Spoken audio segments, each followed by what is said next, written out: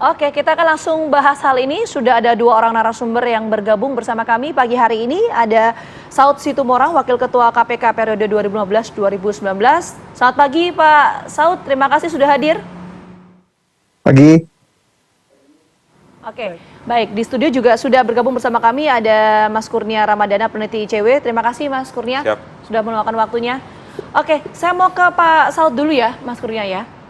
Pak Saud begini, kemarin ini kan PPATK sudah rilis bahwa 300 triliun di Kementerian Keuangan itu bukan merupakan kasus korupsi di Kementerian Keuangan ya. Tapi Pak Mahfud mengatakan bahwa ini bukan korupsi tapi TPPU. Nah, yang ingin saya tanyakan pertama mungkin begini Pak Saud ya. Perbedaan signifikan dalam segi hukum konteksnya ya, antara TPPU dan korupsi itu apa sih sebetulnya Pak Saud? Ya, saya sama di dulu, sama Kurnia dulu. Saya selama di KPK itu kalau nggak dikritik Kurnia saya bingung malah. Jadi banyak masukan tuh. Jadi salam Kurnia, apa kabar?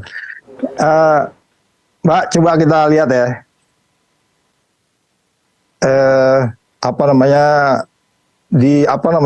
Kalau kita mau lihat apa sebenarnya yang ditanyakan tadi gitu ya.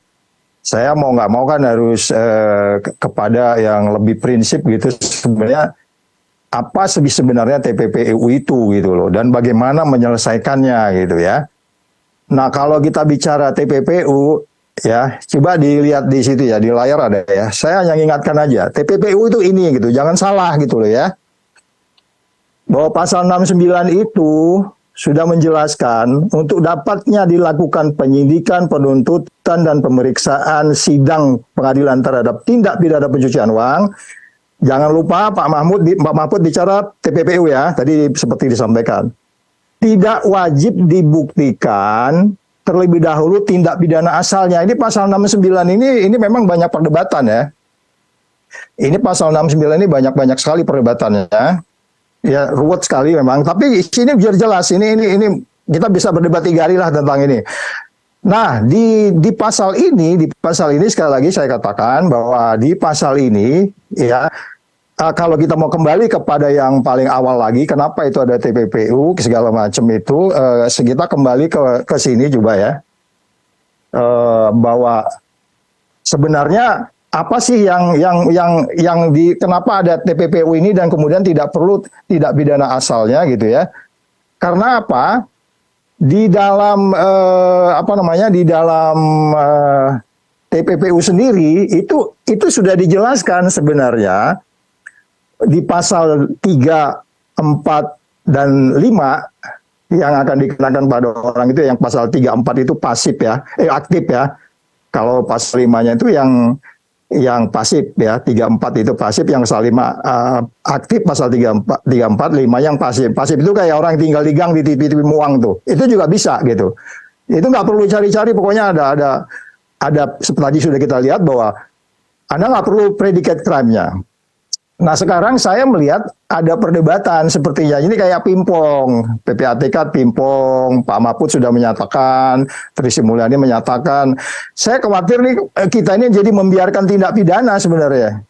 Karena kalau kita kembali ke pasal 69 tadi, itu udah jelas sebenarnya, nggak ada keraguan. Itu tindak pidana pencucian uang. Di pasal 3-nya layering, terus kemudian placement, ya itu kemudian placement itu ini loh, jadi beli rumah, nanti rumahnya katanya itu jadi milik mertua saya, itu modus semuanya gitu. Jadi waktu rejim TPPU ini dibuat, itu sudah masuk semua, bahkan di pasal 34 itu yang ada kata-kata yang diduganya merupakan tindak pidana ada disebut tindak pidana. Kalau dia nyimpan tapi diduganya tindak pidana. Tindak pidananya itu ya tindak pidana asalnya sudah pasti kalau dia penyelenggara negara atau korupsi gitu. Kira-kira di situ dulu, Mbak. Oke, Pak Saud berarti ingin mengatakan begini. Dengan adanya dugaan di LHKPN, kemudian ada klarifikasi ke pihak KPK, artinya dengan pasal yang tadi Pak Saud sampaikan, sebenarnya itu sudah bisa masuk dalam tahap penyelidikan, begitu? udah selesai itu. Pokoknya kalau itu kan udah jelas pasal 69 tadi, Anda nggak perlu tindak pidana asalnya, mau dia korupsi, mau dagang narkoba. Kalau dia pegawai negeri ya pastilah, itu pasti dari korupsi, nggak mungkin dia nyeludupin orang. Itu bisa juga sih, bisa juga kalau dia pegawai negerinya di kementerian mana gitu ya. Maksud saya itu nggak perlu, tapi ketika Anda sudah mulai suspek, coba ya saya mesti kembali lagi ya. Mungkin kita perlu diskusi agak ini ya. Coba dilihat di sini deh. Nah, ini coba lihat ya, ini pasal 3 ya. Pasal 3 ya. Ini pasal aktif ya. Bisa dibaca ya, Mas? Sebentar, Pak. Oke, kita coba. Bisa dibaca ya? Nah, ini oke. Halo? Bisa sekarang? Ya, silakan, Pak. Di situ jelas tertulis itu yang di garis kuning itu. Ya, yang diketahuinya atau patut diduganya. Iya kan? Yang diketahuinya atau patut diduganya. Ya. Itu kelihatan ya. Bahwa dia akhirnya ini pasal 3 ini yang aktif orangnya nih. Setiap orang menempatkan, mentransfer, mengalihkan, membelanjakan, membayarkan, menghibahkan, menitipkan, membawa ke luar negeri dan seterusnya, menukarkan, itu kena gitu di 20 tahun. Kalau dia tidak bisa memastikan bahwa itu adalah bukan tindak pidana pencucian uang, which is itu penyidik nggak perlu mikirin dulu. Tapi sebenarnya kalau kita lihat di sini yang kata-kata yang diketahuinya atau patut diduganya, ya kan, itu sebenarnya sudah pastilah hampir bisa kita pastikan ya gitu ya, hampir kita bisa pastikan bahwa si pelaku tindak pidana pencucian uang ini dia pelaku tindak pidana asal. Dari kata-kata tadi itu yang diketahuinya atau patut diduganya, walaupun belum tentu juga, tetapi ya seorang penyidik Anda digaji untuk curiga dong, untuk mendalami itu. Makanya saya bilang jangan LHKPN dilihat dari rejim pencegahan, tapi cara mikir bertindaknya itu penindakan. Kira-kira gitu, Mas Andri. Oke, baik, kita tangkap poinnya.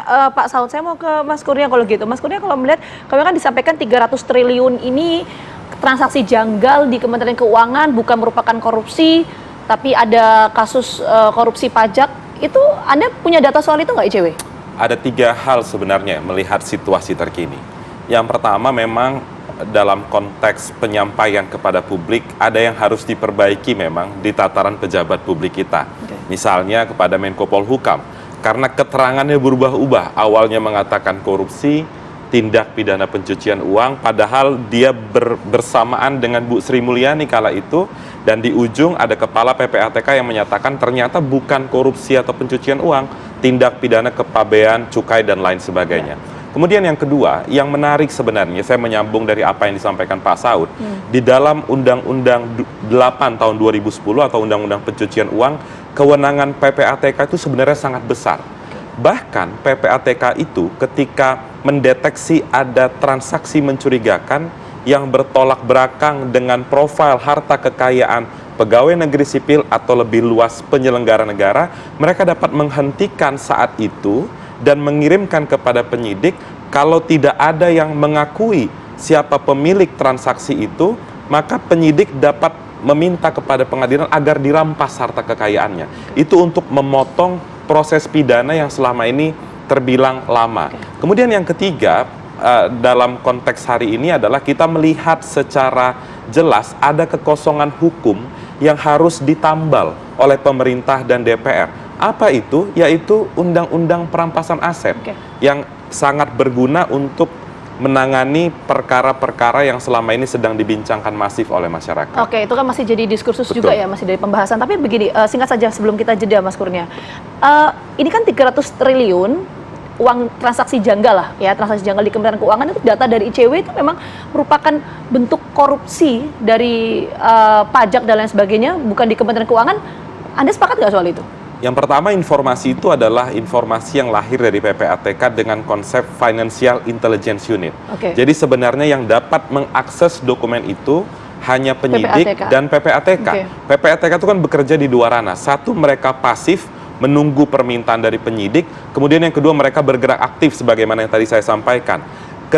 Selain itu memang ke depan lebih baik misalnya menjalankan peran sebagai Menko Polhukam, Pak Mahfud juga bisa meminta PPATK atau melakukan supervisi bagaimana sebenarnya nasib laporan analisis PPATK kepada aparat penegak hukum lain. Karena kalau mengacu pada pernyataan pers dari Kepala PPATK, ada disampaikan bahwa ada juga laporan yang diserahkan kepada KPK dan jumlahnya triliunan. Bagaimana nasib laporan itu? Karena PPATK ketika menyerahkan laporan harus ada koordinasi, harus ada supervisi. Salah satunya yang bisa digaungkan ke depan adalah supervisi dari pemerintah. Oke. Kita lanjut lagi ya, Mas Kurnia dengan Pak Saud. Tapi kami harus jeda terlebih dahulu. Apa kabar Indonesia Pagi akan kembali sesaat lagi.